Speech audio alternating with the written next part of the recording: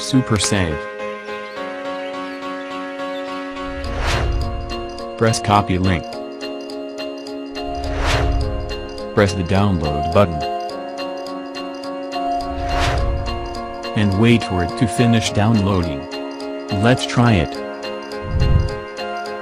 Go to Play Store and search Super Saver.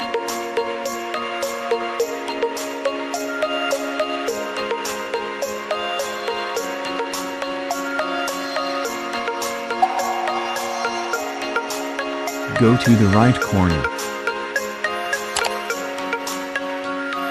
Press copy link.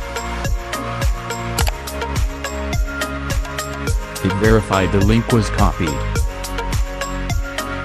Go to Super Save. Press the download button.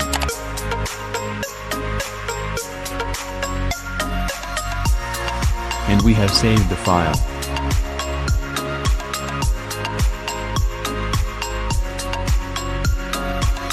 Thank you for watching. If you want more short and cool tutorials, subscribe to this channel.